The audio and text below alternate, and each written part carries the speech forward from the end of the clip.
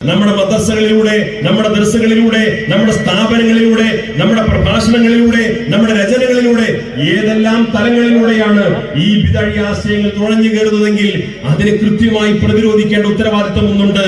നേരത്തെ വാക്കോട് ഉസ്താദ് സൂചിപ്പിച്ചതുപോലെ ചില ബിദ്അഈ പ്രസ്ഥാനത്തിന്റെ സ്വഭാവം അടക്കുന്ന അത്തരത്തിലുള്ള ചില പ്രവണതകൾ കൊണ്ട് തുടങ്ങുന്ന ചില അപകടകരമായ കാര്യങ്ങൾ സമസ്ത കേരള ജംഇയ്യത്തുൽ ഉലമയുടെ മേൽവിലാസത്തിൽ പടുത്തുയർത്തപ്പെട്ട വിദ്യാഭ്യാസ സ്ഥാപനങ്ങളിലൂടെ കടന്നു വന്നപ്പോ സ്വാഭാവികമായും സമസ്ത കേരള ജംഇയ്യത്തുൽ ഉലമ അതിൽ ഇടപെട്ടു. ഇടപെടേണ്ടത് സമസ്തയുടെ ബാധ്യതയാണ്. അതിനുവേണ്ടിയാണ് സമസ്ത രൂപീകരിച്ചത്, അതിനുവേണ്ടിയാണ് സമസ്ത പ്രവർത്തിച്ചുകൊണ്ടിരിക്കുന്നത്.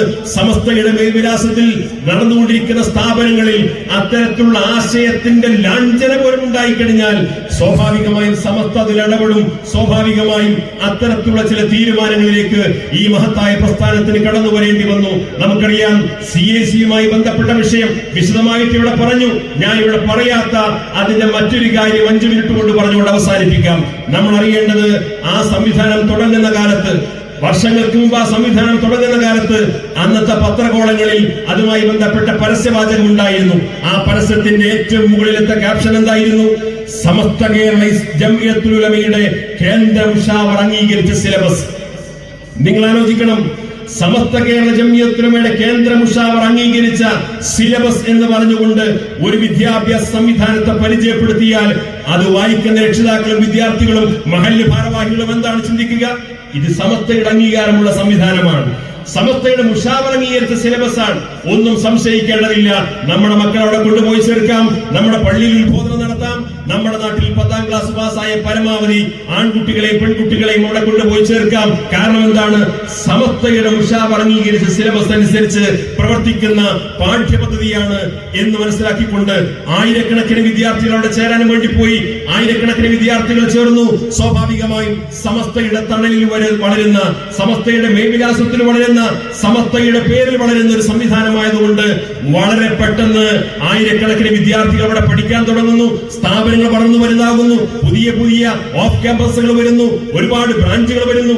വളരെ നല്ല രീതിയിൽ മുന്നോട്ട് പോകുമ്പോ സമൂഹത്തിന് വലിയ സ്വാധീനവും അംഗീകാരവും ഉണ്ടായിക്കൊണ്ടിരിക്കുമ്പോ അത് നേതൃത്വം കൊടുക്കുന്ന ആളുകൾ വളരെ കുതന്ത്രത്തിലൂടെ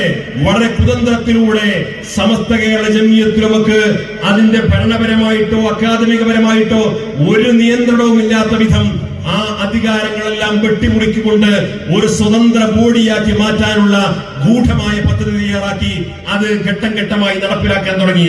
അത് സ്വാഭാവികമായും നമ്മുടെ ആദരണീയരായ ഉസ്താദുമാരുടെ ശ്രദ്ധയിൽപ്പെടുത്തിയപ്പോ അവരതിനിടപെട്ടു. അതിൽ നേരത്തെ പറഞ്ഞതുപോലെയുള്ള ചർച്ചയ്ക്ക് തുടക്കം കുറിച്ചു. അത്തരം ആ സമസ്തയുടെ മേൽവിലാസത്തിൽ പടുത്തുയർത്തപ്പെട്ട സംവിധാനത്തിന് സമസ്തക്ക് അവിടെ ഇടപെടാൻ ഒരു റോളുമില്ലാത്ത വിധം ഭരണഘടന ഭേദഗതി ചെയ്യുന്ന അപകടകരമായ കാഴ്ച നമ്മൾ കണ്ടു. ആ കാര്യം ഇവിടെ പല ആളുകളും തുറന്നു പറഞ്ഞപ്പോ, അത്തരം കാര്യങ്ങൾ വിശദീകരിക്കപ്പെട്ടപ്പോ പലപ്പോഴും അത്തരം കാര്യങ്ങൾ അത് വിശ്വസിക്കാൻ പലർക്കും പ്രയാസമുണ്ടായി. അതൊരിക്കലും ഉണ്ടാവില്ല. കാരണം സമസ്ത കേരള ജംഇയ്യത്തുൽ ഉലമക്ക് നിയന്ത്രണമില്ലാത്ത, സമസ്തക്ക് ഇടപെടാൻ അവകാശമില്ലാത്ത അത്തരമൊരു സംവിധാനത്തിലേക്കൊന്നും ഒരിക്കലും അത് പോകില്ല എന്ന ധാരണയായിരുന്നു പല ആളുകൾക്കും ഉണ്ടായിരുന്നത്. അവസാനം അതിന് നേതൃത്വം കൊടുക്കുന്ന ആൾ തന്നെ പരസ്യമായി വാർത്താ സമ്മേളനത്തിൽ പറഞ്ഞു, ഇത് സ്വതന്ത്രമായ ഒരു എന്റിറ്റിയാണ്, ഇത് സ്വന്തം എന്റിറ്റിയാണ്, സമസ്തക്ക് ഇവിടെ റോളില്ല. സമസ്തക്ക് ഇവിടെ റോളില്ലെന്ന വാചകം മാത്രമല്ല പറഞ്ഞത്, സമസ്തക്കാർക്ക് ഇവിടെ റോളില്ല എന്ന് പരസ്യമായി വാർത്താ സമ്മേളനത്തിൽ പറയുന്ന കാഴ്ചയാണ് നമ്മൾ കണ്ടത്. സമസ്ത എന്ത് ചെയ്യണം? നിങ്ങൾ ആലോചിക്കണം. സമസ്തയെ സ്നേഹിക്കുന്ന ആളുകൾ എന്ത് ചെയ്യണം? സമസ്ത കേരള ജംഇയ്യത്തുൽ ഉലമയുടെ അതിന്റെ തണലിൽ വളരുന്ന ഒരു സംവിധാനമാണെന്ന് ധരിച്ചുകൊണ്ട് കോടിക്കണക്കിന് രൂപ കൊടുത്ത് ഭൂമി സ്വത്തുക്കൾ വഖഫ് ചെയ്തുകൊണ്ട് സംഭാവന കൊടുത്ത് സ്വന്തം മക്കളെ പഠിക്കാൻ പറഞ്ഞയച്ചിട്ട് ഒരു വിദ്യാഭ്യാസ സംവിധാനം വളർന്ന് പന്തലിച്ച് അതൊരു നിർണായകമായ ഘട്ടത്തിലെത്തിയപ്പോ അതിന് നേതൃത്വം കൊടുക്കുന്നയാൾ പരസ്യമായി വാർത്താ സമ്മേളനം നടത്തിയിട്ട് പറയുന്നു, ഇവിടെ സമസ്തക്ക് റോളില്ല, സമസ്തക്ക് അവകാശമില്ല, ഇത് സ്വതന്ത്രമായ ഒരു ജനബോഡിയാണ്, ഇതിന്റെ കാര്യങ്ങൾ അന്തിമമായി തീരുമാനിക്കേണ്ടത് എന്ന് പറയുമ്പോ എത്രമാത്രം ദാക്ഷ്യത്തോടു കൂടിയാണ് ആ സംവിധാനം കൊണ്ടു നടന്ന ആളുകൾ ശ്രമിച്ചത് എന്ന് നമ്മൾ കണ്ടു. തീർന്നില്ല. അവിടെ ആശയപരമായ ആദർശവിരുദ്ധ പ്രചാരണം നടത്തിയതിന്റെ പേരിൽ അത് കൃത്യമായിട്ട് ഉസ്താദുമാർ തിരിച്ചറിയപ്പെട്ടപ്പോ അതിന് നേതൃത്വം കൊടുക്കുന്നയാളെ സമസ്തയിൽ നിന്ന് പുറത്താക്കപ്പെടുന്ന സാഹചര്യം ഉണ്ടായി. പുറത്താക്കി എന്ന് മാത്രമല്ല, ഇനി മുതൽ അദ്ദേഹം നേതൃത്വം കൊടുക്കുന്നതോ അദ്ദേഹത്തിന് പങ്കാളിത്തമുള്ളതോ ആയിട്ടുള്ള ഒരു സംവിധാനവുമായിട്ട് സമസ്ത കേരള ജംഇയ്യത്തുലമക്ക് ബന്ധമില്ല എന്ന് ഏകദേശം 1.5 വർഷം മുമ്പ് സമസ്ത കേരള ജംഇയ്യത്തുലമയുടെ മുഷാവറ യോഗം പരസ്യമായി പ്രഖ്യാപിച്ചു. നിങ്ങൾ ആലോചിക്കണം, സമസ്ത കേരള ജംഇയ്യത്തുലമ പ്രഖ്യാപിച്ചു കഴിഞ്ഞാൽ ഇവിടെ നിങ്ങളുടെ മൂക്കിൽ വലിച്ചു കൊണ്ടുപോകാൻ പോകുന്നതല്ല ഈ സ്ഥാപനങ്ങൾ എന്നൊക്കെ പറഞ്ഞുകൊണ്ട് സമസ്തയുടെ തീരുമാനത്തെ പരിഹസിച്ചവരുണ്ടായിരുന്നു. സമസ്തയെ അങ്ങനെ തീരുമാനമെടുത്തപ്പോ നമ്മുടെ ആദരണീയരായ ഉസ്താദുമാരെ സാമൂഹ്യ മാധ്യമങ്ങളിൽ തെറി വിളിച്ചവരുണ്ടായിരുന്നു. ആദരണീയരായ ഉസ്താദുമാരെയും സമസ്ത കേരള ജംഇയ്യത്തുലമയെയും അതിന്റെ മുഷാവറയെയും ഒക്കെ പൊതുനിരത്തിൽ തെറി പറഞ്ഞ ആളുകളുണ്ടായിരുന്നു. പക്ഷേ സമസ്ത കേരള ജംഇയ്യത്തുലമ ഈ 100 കൊല്ലക്കാലത്തിനിടയിൽ മതപരമായ കാര്യത്തിൽ ഈ സമുദായത്തോട് എന്തെങ്കിലും ഒരു തീരുമാനം പറഞ്ഞിട്ടുണ്ടെങ്കിൽ ആ തീരുമാനം അക്ഷരം പ്രതി അനുസരിച്ചതാണ്. കേരളത്തിലെ മുസ്ലിം സമുദായത്തിന്റെ പാരമ്പര്യം. വാഫി സംവിധാനവുമായി ബന്ധപ്പെട്ടുകൊണ്ട് ഒരാഴ്ച മുമ്പ് എറണാകുളത്ത് നടന്ന പരിപാടിയിൽ അവരുടെ ഉത്തരവാദപ്പെട്ട ഒരാൾ പ്രസംഗിച്ചു. ആ പ്രസംഗം സാമൂഹ്യ മാധ്യമങ്ങളിൽ നിങ്ങൾ കാണാൻ കഴിയും. അവര് പറഞ്ഞു, വാഫി സംവിധാനം പടർന്നു പന്തലിച്ച് അതിന്റെ പൂർണ്ണ സ്ഥിതിയിലെത്തിയപ്പോ ഇതിന്റെ കീഴിൽ 150-ലധികം സ്ഥാപനം ഉണ്ടായിരുന്നു. നമ്മളാരും പറഞ്ഞതല്ല. അവരുടെ ഉത്തരവാദപ്പെട്ട വ്യക്തി ഉത്തരവാദപ്പെട്ട വേദിയിൽ പരസ്യമായിട്ട് പ്രസംഗിച്ചതാണ്. ആ സംവിധാനം അതിന്റെ പൂർണ്ണസ്ഥിതിയിലെത്തിയപ്പോ 150-ലധികം വരുന്ന സ്ഥാപനങ്ങൾ ഉണ്ടായിരുന്നു. എന്നാൽ ഇപ്പോൾ അതിന്റെ കീഴിൽ 54 സ്ഥാപനങ്ങൾ മാത്രമാണുള്ളത് എന്ന് അവര് പറഞ്ഞതാണ്. എവിടെ പോയി 100 സ്ഥാപനങ്ങൾ? എവിടെ പോയി 100 സ്ഥാപനങ്ങൾ? ഈ 100 സ്ഥാപനങ്ങൾ പോയത് സമസ്ത കേരള ജംഇയ്യത്തുലമ ഈ സംവിധാനവുമായി ബന്ധമില്ലെന്ന് പ്രഖ്യാപിച്ചതിന് ശേഷമല്ല, നേരെ മറിച്ച് സമസ്ത ഒരു സൂചന കൊടുത്തു. സമസ്ത കേരള ജംഇയ്യത്തുലമ സൂചന കൊടുത്തു. ഇദ്ദേഹം നേതൃത്വം കൊടുക്കുന്ന സംവിധാനവുമായിട്ട്, അദ്ദേഹത്തിന് പങ്കാളിത്തമുള്ള സംവിധാനവുമായിട്ട് സമസ്ത കേരള ജംഇയ്യത്തുലമ സഹകരിക്കില്ല എന്ന ഒരു സൂചന കൊടുത്തപ്പോഴേക്ക് ഈ ചർച്ചകൾ നടന്നുകൊണ്ടിരിക്കെ തന്നെ ഈ സൂചന കേട്ടുകൊണ്ട് 100ഓളം സ്ഥാപനങ്ങൾ അതിൽ പിൻവാങ്ങിയെങ്കിൽ അതാണ് കേരളത്തിൽ സമസ്ത കേരള ജംഇയ്യത്തുലമക്കുള്ള അംഗീകാരവും സ്വീകാര്യതയുമെന്ന് എല്ലാവരും മനസ്സിലാക്കിയിരിക്കുന്നത് നല്ലതാണ്. ഞാൻ സൂചിപ്പിച്ചു വിടുന്ന കാര്യം, സമസ്ത കേരള ജംഇയ്യത്തുലമ അന്ധമായ വിദ്വേഷം കൊണ്ടല്ല, സമസ്ത കേരള ജംഇയ്യത്തുലമ വിദ്യാഭ്യാസ സംവിധാനത്തെ തകർക്കാൻ വേണ്ടിയിട്ടല്ല. സമസ്ത കേരള ജംഇയ്യത്തുലമ അതിന്റെ മേൽവിലാസത്തിൽ പടുത്തുയർപ്പെട്ട ഒരു സംവിധാനം, ആ സംവിധാനത്തെ വളരെ മോശമായി ചിത്രീകരിച്ചുകൊണ്ട് സമൂഹ മധ്യത്തിൽ ഇങ്ങനെ ഇകഴ്ത്താനും മോശമായി ചിത്രീകരിക്കാനൊക്കെ ശ്രമം നടത്തിയപ്പോഴും ഒരിക്കലും സമസ്ത കേരള ജംഇയ്യത്തുലമയുടെ പണ്ഡിതന്മാർ, അതിന്റെ നേതാക്കന്മാർ ആ ഭാഷയിൽ തിരിച്ചു സംസാരിച്ചില്ല.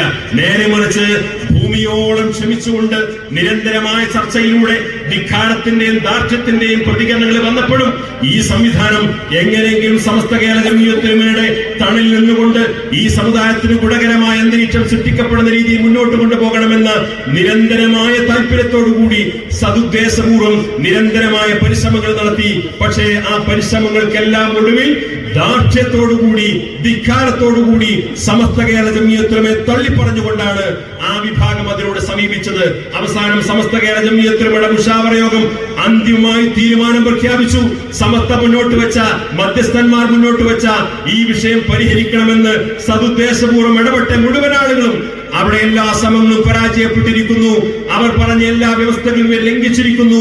ആ തീരുമാനങ്ങളെ ലംഘിച്ചുകൊണ്ട് ദാർഢ്യത്തോടു കൂടിയാണ് ഈ വിഭാഗം മുന്നോട്ട് പോകുന്നത് എന്ന് പരസ്യമായി സമസ്ത കേരള ജംഇയ്യത്തുലമയുടെ മുഷാവറ യോഗം ചേർന്നുകൊണ്ട് ഈ സമുദായത്തോട് പ്രഖ്യാപിക്കേണ്ടി വന്നു. അത് പ്രഖ്യാപിച്ചതിന്റെ പിറ്റേ ദിവസമാണ് ഇതിന് നേതൃത്വം കൊടുക്കുന്ന മഹാൻ വന്നിട്ട് മലപ്പുറത്ത് വാർത്താ സമ്മേളനം നടത്തിയിട്ട് പറഞ്ഞു, സമസ്ത കേരള ജംഇയ്യത്തുലമ ശുദ്ധീകരിക്കണം, സമസ്തയുടെ ഡ്രൈവർമാർ മാറണം, സമസ്ത ഒരു യാഥാസ്ഥിക സംഘടനയാണ് എന്ന് പറഞ്ഞ് ഇക്കാലം അത്രയും സമസ്തയും സുന്നി പണ്ഡിതന്മാരെയും മുജാഹിദ് ജമാഅത്ത് ബിദഈ പ്രസ്ഥാനങ്ങൾ വിശേഷിപ്പിച്ചിരുന്ന അതേ ഭാഷ ഉപയോഗിച്ചുകൊണ്ട് സമസ്തക്കെതിരെ പരസ്യമായി വാർത്താ സമ്മേളനം നടത്തിയ കാഴ്ച കണ്ടപ്പോ എല്ലാവർക്കും മനസ്സിലായി സമസ്ത കേരള ജംഇയ്യത്തുലമ ഇദ്ദേഹത്തെ കുറിച്ച് ദീർഘദൃഷ്ടിയോടുകൂടി കഴിഞ്ഞ കാലങ്ങളിൽ പറഞ്ഞ കാര്യം എല്ലാവർക്കും ബോധ്യമായി.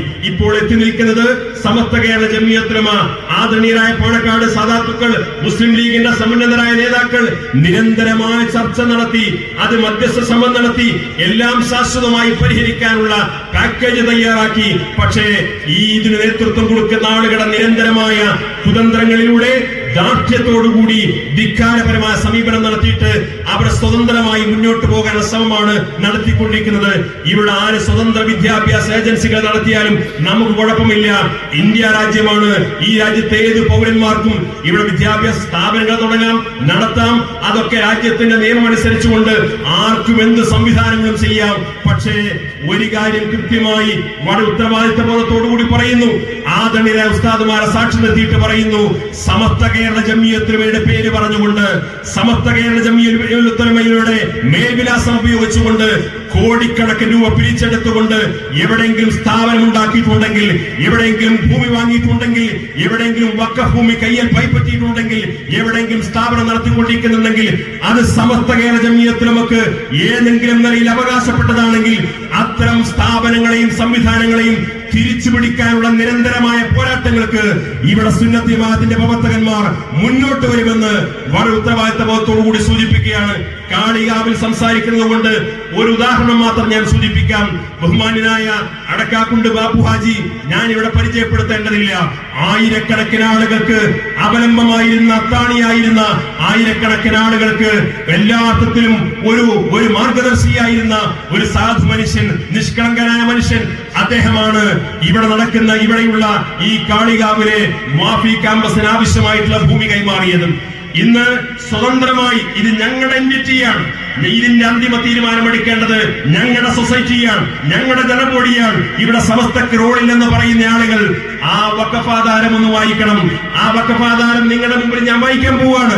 നിങ്ങൾ മനസ്സിലാക്കേണ്ട കാര്യം, സമസ്ത കേരള ജംഇയ്യത്തുലമക്ക് എഴുതി കൊടുത്ത, സമസ്ത കേരള ജംഇയ്യത്തുലമക്ക് ഉടമസ്ഥാവകാശമുള്ള, സമസ്ത കേരള ജംഇയ്യത്തുലമയുടെ ഉപദേശ നിർദ്ദേശങ്ങൾക്കനുസരിച്ച് മാത്രമേ പ്രവർത്തിക്കാൻ പാടുള്ളൂ വാക്കിഫ് തന്റെ ഉദ്ദേശ ലക്ഷ്യങ്ങൾ എഴുതി വെച്ചിട്ടുണ്ടെങ്കിൽ അത് ഏത് സ്ഥാപനമാണെങ്കിലും അത് തിരിച്ചു പിടിച്ചുകൊണ്ട് സമസ്തയുടെ ഉദ്ദേശ ലക്ഷ്യങ്ങൾക്കനുസരിച്ചുകൊണ്ട് ആ വാക്കിഫിന്റെ നിയ്യത്തനുസരിച്ചുകൊണ്ട് ആ സ്ഥാപനങ്ങളെ മുന്നോട്ട് കൊണ്ടുപോകേണ്ട ഉത്തരവാദിത്വം നമുക്കുണ്ട്, സുന്നത്ത് ജമാഅത്തിന്റെ പ്രവർത്തകന്മാർക്കുണ്ട് എന്ന് സാന്ദർഭികമായിട്ട് സൂചിപ്പിക്കുകയാണ്. ആദരണീയനായ അടക്കാക്കുണ്ട് ബാപ്പു ഹാജി, പാണക്കാട് സയ്യിദ് ഹൈദർ അലി ശിഹാബ് തങ്ങൾക്ക് എഴുതി കൊടുത്ത വഖഫാധാരമാണ് എന്റെ കൈവശമുള്ളത്. ഈ വഖഫാധാരത്തിൽ അതിന്റെ ആമുഖത്തിൽ തന്നെ അദ്ദേഹം എഴുതി വെച്ചിട്ടുള്ളത് 1934-35 കോഴിക്കോട് ജില്ലാ രജിസ്റ്റർ ഓഫീസിൽ 1-ാം നമ്പറായി രജിസ്റ്റർ ചെയ്യപ്പെട്ട, ഇപ്പോൾ കോഴിക്കോട് ഫ്രാൻസിസ് റോഡ് ആസ്ഥാനമായി പ്രവർത്തിച്ചു വരുന്ന ജനാബ് ആനക്കര കോയക്കുട്ടൻ മുസ്ലിയാർ അവർകൾ പ്രസിഡന്റും ജനാബ് ചെറുശ്ശേരി സൈനുദ്ദീൻ മുസ്ലിയാർ അവർകൾ ജനറൽ സെക്രട്ടറിയുമായ സമസ്ത കേരള ജംഇയ്യത്തുലമയുടെയും അഹ്ലുസുന്നത്ത് വൽ ജമാഅയുടെയും അതിന്റെ ആദർശങ്ങൾക്കനുസരിച്ചുകൊണ്ട് പ്രവർത്തിക്കുന്ന എന്ന മുഖവരിയോടുകൂടിയാണ് ബാപ്പു ഹാജി ഇതുമായി ബന്ധപ്പെട്ട വഖഫാധാരം എഴുതി കൊടുത്തിട്ടുള്ളത്. ആ വഖഫാധാരത്തിൽ അദ്ദേഹം കൃത്യമായി 5 വ്യവസ്ഥകൾ പറയുന്നുണ്ട്. അദ്ദേഹം എഴുതി കൊടുത്ത വഖഫാധാരം അനുസരിച്ചുകൊണ്ട് ആ വാക്കിഫിന്റെ ഉദ്ദേശ ലക്ഷ്യങ്ങൾക്കനുസരിച്ചുകൊണ്ട് ഈ സ്ഥാപനം, ആ ഭൂമിയിലുള്ള എന്ത് സ്ഥാപനമാണെങ്കിലും അത് നടത്തിപ്പിന്റെ പ്രധാനപ്പെട്ട 5 വ്യവസ്ഥകൾ വാക്കിഫ് രേഖപ്പെടുത്തുന്നു. വാക്കിഫ് രേഖപ്പെടുത്തി വഖഫ് ചെയ്ത ആധാരമാണ് കൈവശമുള്ളത്. ഈ വാക്കിഫിന്റെ ഉദ്ദേശ ലക്ഷ്യങ്ങളിൽ നിന്ന് ഭിന്നമായി ആര് സ്ഥാപനം നടത്തിയാലും അത് തിരിച്ചു പിടിക്കാനും ആ വാക്കിഫിന്റെ ഉദ്ദേശ ലക്ഷ്യങ്ങൾക്കനുസരിച്ചുകൊണ്ട് ഇന്ന് മുന്നോട്ട് കൊണ്ടുപോകാൻ വ്യവസ്ഥാപിതമായ നിയമവിധേയമായ സംവിധാനങ്ങളുണ്ട് എന്ന് എല്ലാവരും ഓർക്കുന്നത് നല്ലതാണ്. അദ്ദേഹം എഴുതി വെച്ചിട്ടുള്ള പ്രധാനപ്പെട്ട 5-6 വ്യവസ്ഥകൾ വെച്ചിട്ടുണ്ട്. ഞാൻ ഈ സ്ഥലം വഖഫ് ചെയ്യുമ്പോൾ എനിക്ക് എന്റെ കാലശേഷം ഈ ഭൂമിയിൽ എങ്ങനെയാണ് കൊണ്ടു നടക്കേണ്ടതെന്നതിന്റെ 6 വ്യവസ്ഥകൾ എഴുതി വെച്ചുകൊണ്ട് അദ്ദേഹം പറയുന്നു, മേൽ സ്ഥാപനങ്ങൾ യാതൊരു കാരണവശാലും അഹ്ലുസുന്നത്ത് വൽ ജമാഅത്തിന്റെ ആശയാദർശങ്ങളിൽ നിന്ന് മേൽ വിപരിച്ച സമസ്ത കേരള ജംഇയ്യത്തുലമയുടെ ആശയാദർശങ്ങളിൽ നിന്ന്, തീരുമാനങ്ങളിൽ നിന്ന് വ്യതിചലിക്കാത്ത വിധത്തിൽ ആവേണ്ടതാണ്. നേരത്തെ വാക്കോട് ഉസ്താദ് സൂചിപ്പിച്ചതുപോലെ സമസ്ത കേരള ജംഇയ്യത്തുലമ അംഗീകരിക്കുന്ന അഹ്ലുസുന്നത്ത് വൽ ജമാഅത്ത് എന്നല്ല പറഞ്ഞത്, സമസ്ത കേരള ജംഇയ്യത്തുലമയുടെ ആശയാദർശങ്ങളിൽ നിന്നും അതിന്റെ തീരുമാനങ്ങളിൽ നിന്നും വ്യതിചലിക്കാത്ത വിധത്തിലാണ് ഈ സ്ഥാപനം മുന്നോട്ട് കൊണ്ടുപോകേണ്ടതെന്ന്, ഈ സ്ഥലം വഖഫ് ചെയ്ത വാക്കിഫ് അടക്കാക്കുണ്ട് ബാപ്പു ഹാജി എഴുതി വെച്ചിരിക്കുന്നു.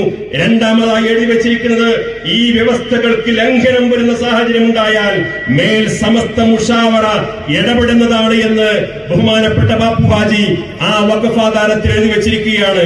ഇത് സ്വന്തം എന്റിറ്റിയാണ്, ഞങ്ങളുടെ ജനബോഡിയാണ് തീരുമാനിക്കേണ്ടത്. ഞങ്ങൾ 4 വാഫികളെ കൂട്ടിയിട്ട് ഞങ്ങൾ ജനബോഡി ഉണ്ടാക്കി, ഞങ്ങൾ തന്നെ സിൻഡിക്കേറ്റ് ഉണ്ടാക്കി, ഞങ്ങൾ തന്നെ സെനറ്റ് ഉണ്ടാക്കി, ഞാനും ഭാര്യയും തട്ടാനുമാണ് ഇനിയുള്ള കാലത്ത് CIC കൊണ്ട് നടക്കേണ്ടതെന്ന വ്യാമോഹമുണ്ടെങ്കിൽ അത് തിരിച്ചു പിടിക്കുന്ന കാലം വിദൂരമല്ല എന്ന് ഈ ആയിരക്കണക്കിന് സഹപ്രവർത്തകരെ സാക്ഷി നിർത്തിക്കൊണ്ട് സൂചിപ്പിക്കുന്നു. ഇവിടെ മാത്രമല്ല, ഇനിയും പല സ്ഥലങ്ങളിൽ ഇവർ പറഞ്ഞിട്ടുള്ള 54 സ്ഥാപനങ്ങളിൽ എവിടെയെല്ലാമാണ് സമസ്ത കേരള ജംഇയ്യത്തുൽ ഉലമയുടെ അതിന്റെ പോഷക സംഘടനകളുടെ അതിന്റെ നായകന്മാരുടെ പേര് വെച്ചുകൊണ്ട് ഈ സംഘടനയുടെ മേൽവ്യാസം ഉപയോഗപ്പെടുത്തിക്കൊണ്ട് എവിടെയെല്ലാം സ്ഥാപനങ്ങൾ കെട്ടിപ്പൊക്കിയിട്ടുണ്ടോ, സമസ്ത കേരള ജംഇയ്യത്തുൽ ഉലമയുടെ മേൽവിലാസത്തിൽ ശിഷ്ടകാലം മുന്നോട്ട് കൊണ്ടുപോകേണ്ടതിന്റെ നിയമപരമായിട്ടുള്ള സാധുതയുള്ളതുണ്ടോ, അവിടെയെല്ലാം സമസ്തയുടെ പ്രവർത്തകന്മാർ, സുന്നത്തി ജമാഅത്തിന്റെ പ്രവർത്തകന്മാർ നിയമവിധേയമായി ഇടപെട്ടുകൊണ്ട് അതെല്ലാം സമസ്ത കേരള ജംഇയ്യത്തുൽ ഉലമയുടെ കുഴക്കീഴിൽ കൊണ്ടുവരാൻ ആവശ്യമായ നിരന്തരമായ ഇടപെടൽ നടത്തും. നമ്മുടെ ആദരണീയ ഉസ്താദുമാരുടെയും നേതാക്കന്മാരുടെയും ആഹ്വാനം വരുമ്പോ നിങ്ങൾക്ക് അതുമായി സഹകരിക്കണമെന്ന് മാത്രം സൂചിപ്പിച്ചുകൊണ്ട് ഈ സമ്മേളനത്തിൽ എല്ലാവിധ ആശംസകളും നേർന്നുകൊണ്ട് ഞാൻ എന്റെ വാക്കുകൾ അവസാനിപ്പിക്കുന്നു. അൽഹംദുലില്ലാഹി റബ്ബിൽ ആലമീൻ. അസ്സലാമു അലൈക്കും.